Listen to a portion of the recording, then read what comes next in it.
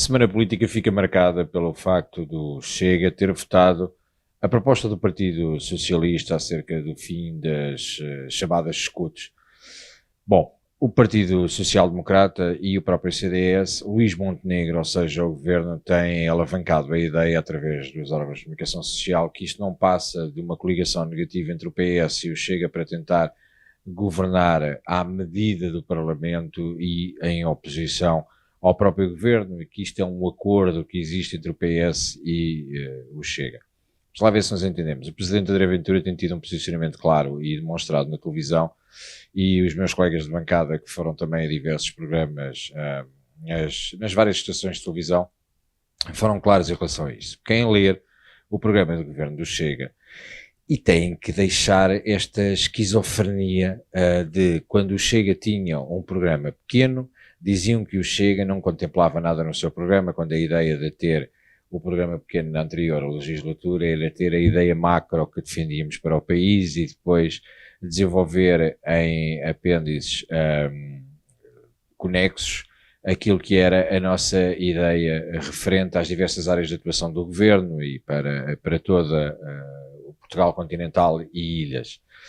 Agora que temos um programa mais extenso, obviamente não leram o programa. E numa das partes do programa, que inclusive que tem a ver com a coesão territorial, parte do programa até foi escrito com a minha colaboração e uma vasta equipe, onde esteve também a Patrícia Almeida, o arquiteto Rui Gonçalves, a quem agradeço muito o empenho que tiveram nesta elaboração, mas também em áreas afetas à economia feita por outros colegas. Uma das questões que era clara, que já transitava da sessão legislativa anterior e da anterior legislatura, era o facto do Chega ser o único partido que defendia o fim e a extinção das portagens.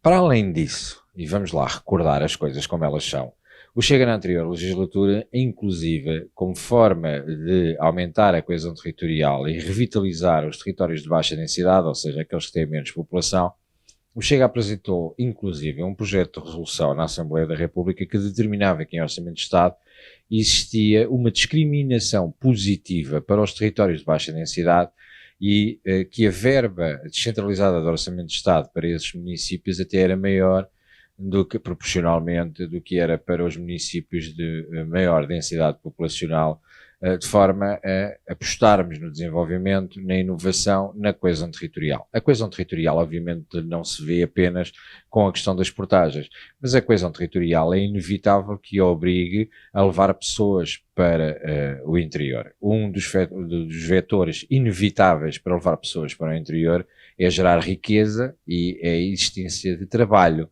Ora, nós hoje temos grandes dificuldades em captar a atenção das empresas para ir para o interior, porque sabem que depois, através das redes viárias que existem, o desperdício que é feito a nível financeiro com as portagens é elevadíssimo e, portanto, acabam por estar sempre muito afastadas do centro de decisão e não conseguem colocar nestes centros do interior as suas empresas, porque não têm qualquer benefício com isso e porque acabam por ser prejudicados dado o afastamento que têm dos serviços centrais do Estado.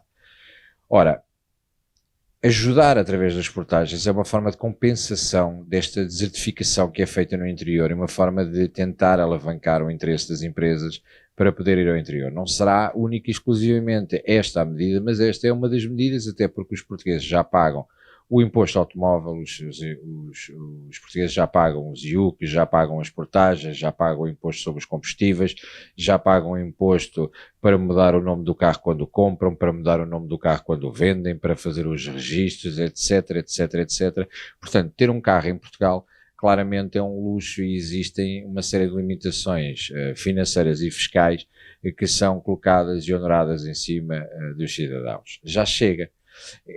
Depois vem outra parte de dizer isto é uma medida irresponsável. Onde é que se vai buscar o dinheiro para compensar? E ouvi até algumas críticas do isto, é uma versão socialista do Chega, porque o Chega se está a juntar com o Partido Socialista. Vamos lá ver uma coisa. Uma das grandes críticas que nós fazemos, e o Presidente André Ventura tem sido claro nisso, é a questão de Portugal não tem falta de dinheiro. Portugal tem falta de capacidade de gestão pelos últimos governantes que não o sabem gerir. Podíamos ir à questão da corrupção, mas eles dizem, bom, não podemos ir por aí porque isto não é mensurável e não conseguimos contabilizar exatamente qual o valor da corrupção, e o Chega apresenta estudos que foram feitos por outros no Parlamento Europeu e, portanto, isto é uma vergonha. Mas a realidade é que existe este valor da corrupção. Mas existe também o facto, claro, que, por exemplo, no Serviço Nacional de Saúde existirem desperdícios anual que ascendem os 1.000 milhões de euros. Mas podíamos ir mais longe, podíamos ir à gestão prática do dia-a-dia.